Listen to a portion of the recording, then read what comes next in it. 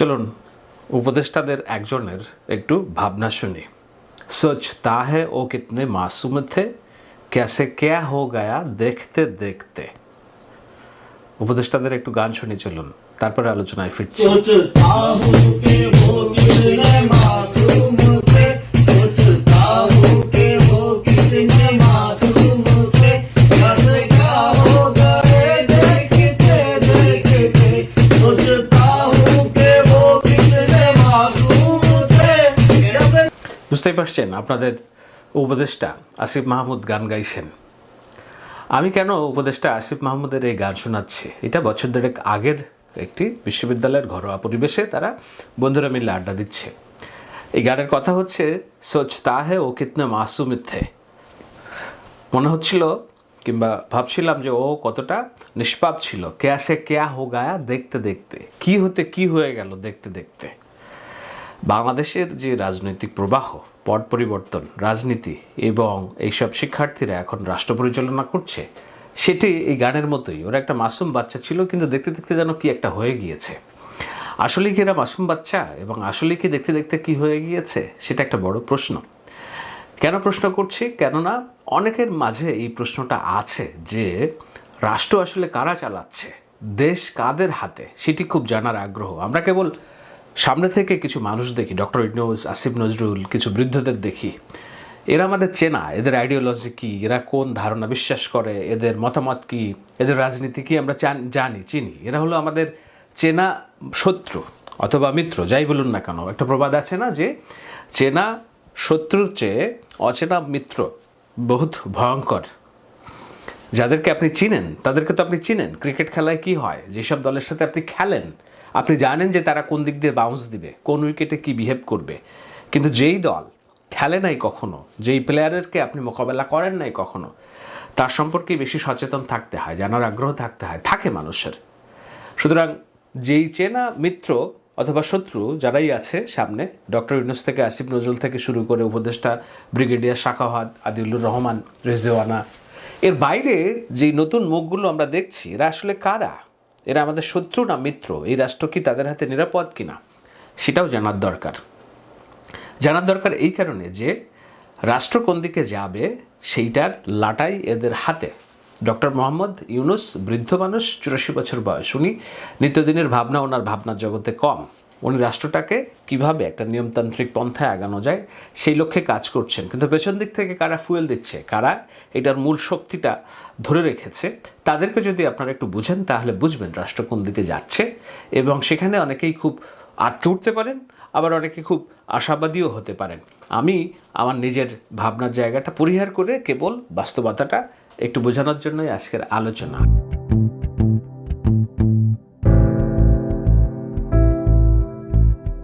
যখন এই আলোচনা করছি তার একদিন আগে প্রধান উপদেষ্টার বিশেষ সহকারী হিসেবে একজনকে নিয়োগ দেওয়া হয়েছে। ছেলেটার নাম হচ্ছে মাহফুজ। মাহফুজ বলা হয় যে এই আন্দোলনের মাস্টার মাইন্ড। কেন? এই যে জুলাই বিপ্লব হলো, সেই বিপ্লবের সূতিকাগার ঢাকা বিশ্ববিদ্যালয়ে যে তারা আন্দোলন করেছে 20-25 দিন, এই আন্দোলনটাকে একেবারে প্রত্যেকটা ঘটনা প্রবাহ সুতার মালায় গেঁথেছে।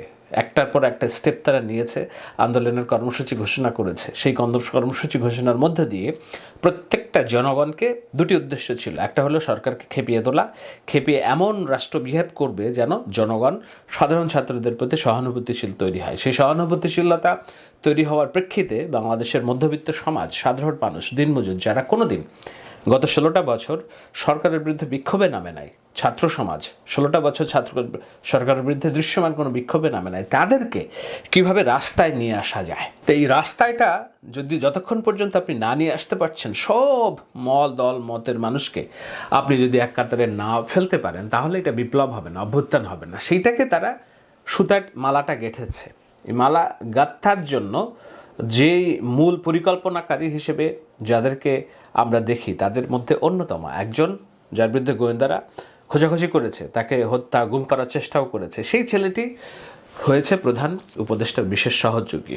এখন প্রধান উপদেষ্টার বিশেষ সহযোগী পদটা কতটা গুরুত্বপূর্ণ সেটি আমি পরে বলছি, তবে তার সম্পর্কে একটু জানি। চলুন একটু বক্তব্য শুনি যে তিনি কি ভাবেন আমাদের রাষ্ট্র নিয়ে, সমাজ নিয়ে তার ভাবনাটা আসলে কি, সে এই দেশটাকে কিভাবে দেখে। ছোট্ট একটি বক্তব্য শুনুন। বলতে আমি রাষ্ট্র জিনিসটাকে কিভাবে ডিল করবো, এখন যখন আমার দুই পাশে দুইটা সিভিলাইজেশন স্টেট দাঁড়ায় আছে, আমি আসলে কিভাবে ডিল করলে বাংলাদেশের বিশিষ্ট অবস্থানটাকে, এটা আমাকে যদি কেউ ব্যাখ্যা করে বলতে পারেন বলে, যে আমি কেন বাংলাদেশ রাষ্ট্র নামে দাঁড়াই থাকতে হবে, আবার কি জন্য দাঁড়াবো, আমি কি 71 দিয়ে ওই ইকুয়েশন সলভ করতে পারছি কিনা? যদি সলভ করতে পারতাম তাহলে বেশিরভাগ দাঁড়াইলো কেমন 71-এর উপরে। এবং এটা সভ্যতা বলতে কোনো ইসলাম হিন্দু এইসব জিনিস আমি বলতেছি না, এটা হচ্ছে আপনারা যদি বেঙ্গল বেসিন, আমরা বেসিনে বসে আছি, বেসিনে আমাদের ল্যান্ডটা, আমাদের দেশটা বেসিন ল্যান্ড, এটা হচ্ছে একটা ধরনের সিভিলাইজেশনাল কনফ্লুয়েন্স ঘটছে এখানে, সব ধরনের সিভিলাইজেশন এখানে এসে মিলিত হয়েছে। এইটা কতটুকু শক্তির জায়গা? উই হ্যাভ ডিফারেন্ট, আমি বলছি there are many Islams in this world, Islams বলতেছি, তো আমার এখানে একটা ইসলাম আছে, আমি ওইটাকে কতটুকু গ্লোবালি রিপ্রেজেন্ট করব? This is the question of, this is really the question of national integrity and security. এটা অনেকে বুঝতেছে কিনা আমি জানি না। আমার এখানে যেই সেকুলার রাজনীতির কাঠামো আছে, এটাকে তো আমাকে ইন্টেক্ট রাখতে হবে। এখন এই সেকুলার রাজনীতির কাঠামো কি, সেকুলার আর সেকুলারিজম, এটা অনেক তর্ক আছে, তালালাসা দিয়ে অনেকে পড়ে বেজে ফেলছে, কিন্তু সেকুলার আর সেকুলারিজমের তর্কে যে আমি এখনো পর্যন্ত ডিল করি নাই, আমি কি এই রাষ্ট্রটা সেকুলার করব নাকি সেকুলারিস্ট করব, অনেকগুলো তর্ক আছে।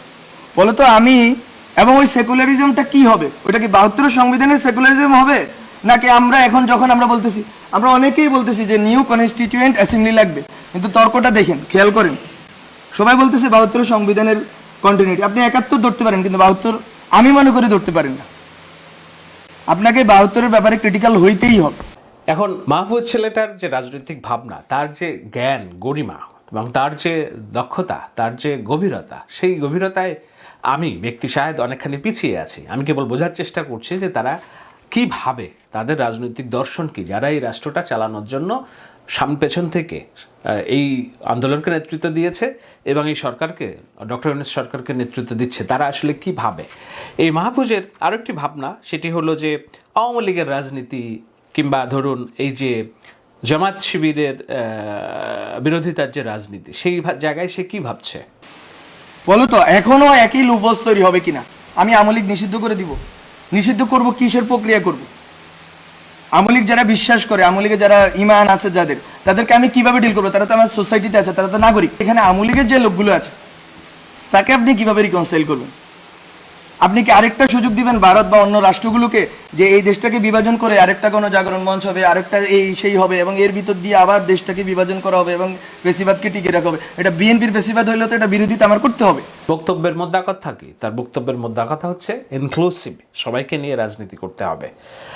আপনি জামাত শিবির যেভাবে রাজনীতি করেছে কিংবা বিএনপি যেভাবে রাজনীতি করেছে, আওয়ামী লীগ যেভাবে জামাত শিবির সকাল বিকাল শিবির ধরো জবাই করো, একই স্লোগান যদি আমি এখন বলি যে সকাল বিকাল আওয়ামী লীগ ধরো জবাই করো, তাহলে এই রাষ্ট্রের নিরাপত্তা কোথায়?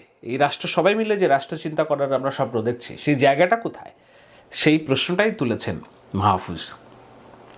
এখন এই মাহফুজের এইসব কথাবার্তা শুনে আপনারা নিশ্চয়ই একটু বিগড়ে গিয়েছেন না, যে না তাহলে কি, তাহলে তো হচ্ছে না, সে তো আমাদের লোক না। আপনাদের লোক না যারা ভাবছেন তাদের বলি, এই মাহফুজ হচ্ছে রামগঞ্জের, নোয়াখালীর রামগঞ্জের মাদ্রাসার শিক্ষার্থী। মাদ্রাসাই হচ্ছে তার শিক্ষার গোড়পর্তন। সাবেক মাদ্রাসার শিক্ষার্থী, ঢাকা বিশ্ববিদ্যালয়ের আইন বিভাগের পড়াশোনা করছে এবং সে এই মাদ্রাসা শিক্ষা, ঢাকা বিশ্ববিদ্যালয়ের শিক্ষা, এই দুটোটা শিক্ষার সংমিশ্রণে এসে সে নিজস্ব একটা বলয় তৈরি করতে পেরেছে। সেই বলয়ে নানান রকম পাঠচক্র, নানান রকম বিতর্ক, এইসব বিতর্ক প্রতিযোগিতা পাঠচক্রের মধ্য দিয়ে কিছু তরুণকে সংগঠিত করেছে। যেই তরুণের একজন হচ্ছে নাহিদ ইসলাম। নাহিদ ইসলামকে আপনারা চিনেন সামনে থেকে উপদেষ্টা হিসেবে এবং এই আন্দোলনের অন্যতম প্রধান সমন্বয়ক হিসেবে, যিনি আপনাদের মনোজগতে এরই মধ্যে নিশ্চয়ই জায়গা করে নিয়েছে। কিন্তু নাহিদ ইসলামেরও আধ্যাত্মিক গুরু যদি আমরা ধরি, তাহলে মাহফুজ হচ্ছে এই নাহিদ ইসলামের রাজনৈতিক ভাবনা কি আমি একটু পরে ব্যাখ্যা করছি, তবে তার আগে মাহফুজ কেন্দ্রিক আলোচনাটা শেষ করি। তো এই মাহফুজ যখন প্রধান উপদেষ্টার বিশেষ সহকারী হয়, এটা কি কেবলই একটি পদ? না, এটি কেবল একটা পদ না। প্রধান উপদেষ্টা যেহেতু বয়সের ভারে নুজ্জ, তার আরও অনেক কাজ করতে হয়। কিন্তু রাষ্ট্র কোন দিকে যাবে, যেই কাঙ্ক্ষিত সংস্কার আমরা চাচ্ছি, রাষ্ট্র সংস্কারের যেসব কথাবার্তা বলা হচ্ছে সেগুলো এগিয়ে নিয়ে যাওয়ার জন্য যেসব কানেকশনস তৈরি করা, যেসব মানুষকে কানেক্ট করা, যেসব জায়গায় গুরুত্ব দেওয়া, ফোর্স ক্রিয়েট করা, কিংবা যেখানে ফোর্স ক্রিয়েট হবে না সেখানে ইনফ্লুয়েন্স ক্রিয়েট করা, সেগুলো করে যেই মানুষটি আগাবে তার পদের নাম হচ্ছে প্রধান উপদেষ্টার বিশেষ সহযোগী। সুতরাং সামনে থেকে হয়তো খুব বেশি সামনে দেখবেন না এই লোক কী করছে, কিন্তু পেছনের মাস্টার মাইন্ড হিসেবে কাজ করবে। কোন ছেলে কাজ করবে নিশ্চয়ই বুঝে গেছেন, মাদ্রাসার ছাত্র কাজ করবে। আর তার যে দর্শন কি, দর্শন হচ্ছে ইনক্লুসিভ পলিটিক্স।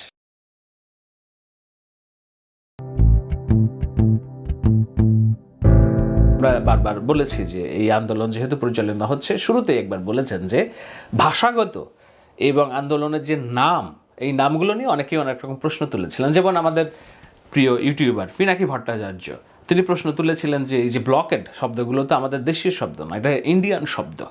সেটি আমি কোথা থেকে জেনেছি? আমি জেনেছি এই মাহফুজের ওয়াল থেকে। সেখানে তিনি এটিকে শুরু থেকে ছাত্র আন্দোলনের যে মোটিভ, সেই মোটিভ এবং এটা সফলতা নিয়ে যে প্রশ্ন তুলেছিলেন, সেটাকে তিনি ডিফেন্ড করছেন কোন ভাষায়, সেটি যদি আপনারা একটু পড়েন, যে ভাষাটাকে আপনার পরিচিত বাংলা ব্লকেড, আমার তো মনে হয় আবার সন্দেহের বাতিক আছে, আপনারা জানেন। আর ভাষা নিয়ে, ভাষার ব্যবহার নিয়ে আমার কিঞ্চিত সিনিক্যাল আচরণ আছে। বাংলা ব্লকেড এই কথাটা একজন বাংলাদেশির মাথা থেকে বাইর হবে না। বিদ্যানন্দের মাংস আহার এইসব কথা কোথা থেকে আসতে। আচ্ছা, আবার এরকম না তো হাসিনাকে চীন সফরের চাপ দিয়ে দেখানো, লাইনে থাকো নাইলে কিন্তু খাদায়া দিব, আর মাথায় আসলো হুট করেই বাংলা ব্লকেট কথাটা দেখে যে ব্লকেট শব্দটা ওভারওয়েলমিংলি ইউজ করা হয় কলকাতায়। একটা রেফারেন্স দিলাম কমেন্টস বক্সে। ভাষা নিয়ে আমার এই সিনিক্যাল আচরণ কিন্তু আমার দোষ না, সব দোষ চমস্কির আর পিএইচডি রিসার্চ মেথড ক্লাসের, আমারে দোষ দিয়েন না।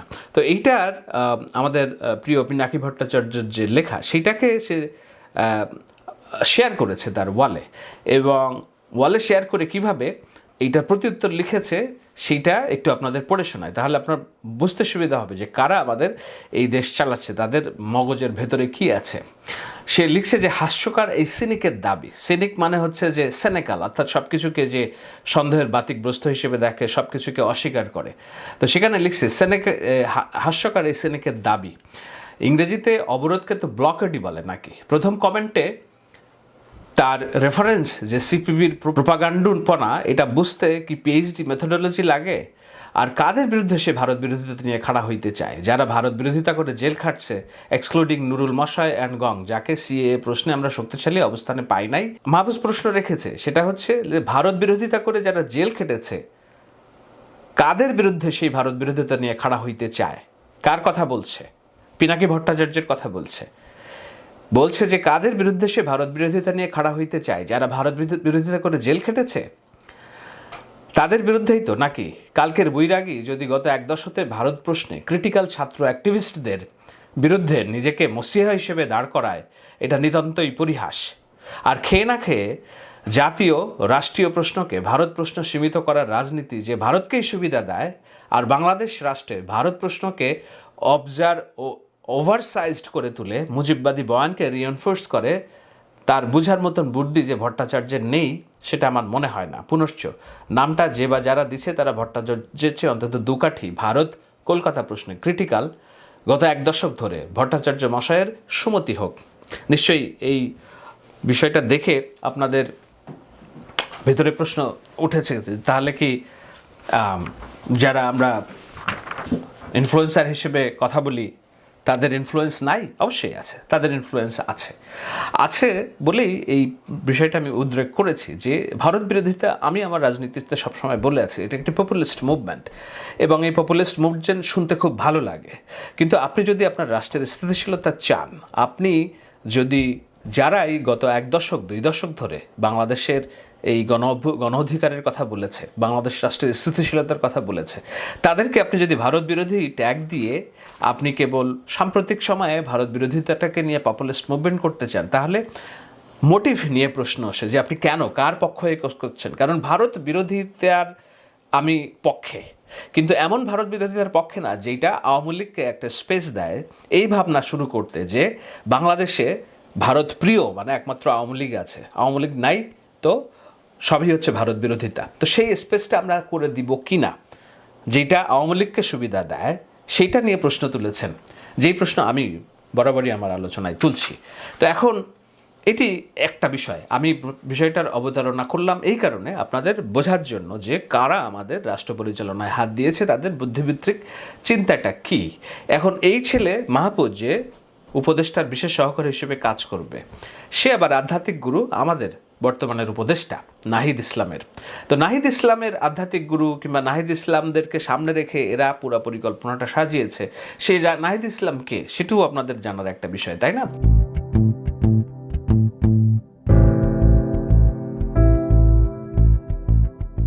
গত বছরে একটি আলোচনা দেখছিলাম নাহিদ ইসলামের, সে তত্ত্ব নিয়ে কথা বলছে, থিওরি। আমি অনেক সময় আলোচনায় অনেক সময় থিওরি আলোচনা করি, আরও অনেকেই করেন। সেই তত্ত্ব নিয়ে কথা বলছেন, একটা জায়গায় যেয়ে তিনি বলছেন যে যেই সব তত্ত্বকে কেন্দ্র করে, ন্যারেটিভকে কেন্দ্র করে, বয়ানকে কেন্দ্র করে আমরা সমাজকে দেখি, সেসব তত্ত্বগুলো অধিকাংশ ক্ষেত্রেই ইউরোপিয়ান এবং আমেরিকান, যেটার সাথে আমেরিকান যে জনগোষ্ঠী আর আমাদের যে জনগোষ্ঠী, এটার বিস্তর ফারাক। আমাদের এখানে পুঁজিবাদ, আমাদের এখানের সমাজ ব্যবস্থা আর আমেরিকা ইউরোপের সমাজ ব্যবস্থা এক না। সুতরাং যেই সব তত্ত্ব আমরা পশ্চিমা তত্ত্ব দিয়ে আমাদের জনগোষ্ঠীকে, আমাদের রাজনীতিকে ডিফাইন করতে যেয়ে যখন দেখি আমরা কাজ করছে না, সেখানে আমাদের খড়গ বাঁধে এবং আমরা পশ্চিমা তত্ত্বকে আমাদের জনগোষ্ঠীর তত্ত্বের ধাঁচে ফেলতে চাই, সেখানেই সমস্যা। সেজন্যই বলছে যে আমাদের নিজস্ব তত্ত্ব নির্মাণ করতে হবে। শুনুন একটু আলোচনাটা। এতদিন ধরে যেভাবে চলে আসছে যে ইউরোপের যেই তত্ত্বগুলো আমরা পেয়েছি, সেই তত্ত্ব অনুযায়ী আমরা আমাদের সমাজে সেটা ব্যবহার করার চেষ্টা করেছি। যখন ইউরোপীয় তত্ত্বের সাথে আমাদের সমাজটা মিলে নাই, তখন আমরা ভেবেছি যে আমাদের সমাজটাতেই হয়তো সমস্যা, আমাদের সমাজটাই হয়তো অবিকশিত। যেটা মার্ক্সবাদী আলোচনার ভিতরে আমরা দেখতে পাই যে এখানে সামন্তবাদ নাই বা এখানে পুঁজিবাদের বিকাশ ঘটে নাই। তার মানে হচ্ছে সেই তত্ত্ব দিয়ে যখন এটা ব্যাখ্যা করা যাচ্ছে না, তখন আমরা ধরে নিচ্ছি যে আমাদের সমাজটা অবিকশিত। এবং এই তর্কগুলা সেই সময় থেকে ছিল যে, তো সেই জায়গা থেকে এই যে ইউরোপীয় বা ইউরোপ কেন্দ্রিকতা তত্ত্বের যে চিন্তা, সেইটা থেকে অতিক্রম করে কিভাবে আমরা ডুইং থিওরি নিজেদের তত্ত্ব নির্মাণ করতে পারি, সেই আলাপটা এখানে আসছে। এই তত্ত্ব নিশ্চয়ই আপনাদের সাধারণ দর্শক যারা আছেন তারা বুঝবেন না, কিন্তু এটিও অন্তত বুঝবেন যে না, এই ছেলেগুলো কাঁচা ছেলে না। এমন না যে মাথায় একটা আসলো জিনিস হই হই রই রই ঠিক আছে ভেঙে ফেলো, মেরে ফেলো, চুরে ফেলো, না। তারা খুব ধীর স্থির শান্ত চিন্তায় তারা নিজেদের প্রস্তুতি নিয়েছে, নিজেদেরকে গঠন করেছে, এমনভাবে প্রস্তুত করেছে যেন তারা এই তাদের যে চাওয়া সেটাকে একটা বিপ্লবের রূপ দিতে পারে। ওই যে গান শুনছিলেন, সোচতা হ্যায় কিচনা মাসুম থে, কেসে কেয়া হো গায়া দেখতে দেখতে। सोचता हूँ कि वो कितने मासूम थे, सोचता हूँ कि वो कितने मासूम थे, कैसे क्या हो गए देखते देखते। তারা মাসুম ছিল, নিষ্পাপী ছিল, কিন্তু এই বিপ্লবটা হয়ে গিয়েছে তাদের মাধ্যমে, তাদের ডাকে জনগণ সাড়া দিয়েছে। এখন এই তাদেরকে আমাদের বুঝতে হবে, এবং এই নাহিদ যে তত্ত্বের কথা বলছে সে কার বই পড়ছে সেটাও আমাদের বুঝতে হবে যে তার মনোজগতে কি আছে। এই ছেলে মেয়েগুলো যারা রাষ্ট্রের লাটাই তাদের হাতে, তাদের মাথায় মনোজগতে কারা বসবাস করছে, সেটি যদি আপনি ধরতে পারেন, ডিফাইন করতে পারেন, আপনি আশাবাদী হতে পারেন, আপনি নিরাশাবাদী হতে পারেন। আপনাকে আশাবাদী করা আমার কাজ না, নিরাশাবাদী করা কাজ না, আমি বিশ্লেষণ করছি। এই নাহিদ যেই লোকের বই পড়ছে তার নাম কি? সারওয়ার তুষার। সারওয়ার তুষার কে? সারওয়ার তুষারের যদি আপনি প্রোফাইল ঘাটেন, তার চিন্তা কর্ম পদ্ধতি যদি আপনি বুঝেন, তাহলে বুঝবেন যে আপাতমস্তক ইনক্লুসিভ রাজনীতি পছন্দ করা একটা মানুষ। তার ওয়ালে আমি নানান রকম জিনিস দেখেছি। একটা জিনিস আমার ভালো লেগেছে, আমি আমার ভাবনার সাথে যেহেতু মিলে, একটা মাদ্রাসার শিক্ষার্থী সে হাতে আঁকছে ধর্ম যার যার, রাষ্ট্র সবার। এটাই তো আমরা চাই। কারণ হলো আমাদের যে রাষ্ট্র, সেই রাষ্ট্রের সবচেয়ে বড় সমস্যা কি? গত 16 বছরের ফ্যাসিবাদ কিসের উপর দাঁড় করিয়েছে? সেটা হলো ইসলাম এবং ইসলামোফোবিক। এখনো পর্যন্ত একটা দাড়িওয়ালা ছেলে রাষ্ট্র পরিচালনা করবে, এটা আমরা মেনে নিতে পারি না। আমরা জাজ করি তার ক্লোথ দিয়ে, তার বাহ্যিক দিয়ে। যেমনভাবে আমরা জাজ করছি দাড়িওয়ালা ছেলে মাহফুজ মাদ্রাসার শিক্ষার্থী, কিন্তু তার ভিতরে কি আছে সেটি যতক্ষণ না পর্যন্ত আপনি জাজ করবেন, ততক্ষণ তো আপনি তাকে হিসাব করতে পারবেন না। আমাদের রাষ্ট্র ব্যবস্থা দাড়ি টুপি দেখে তাকে জঙ্গি উপাধি দেওয়ার কারণেই তো ফ্যাসিবাদের জন্ম নিয়েছে। সেই জায়গাটা তারা বুঝেছে।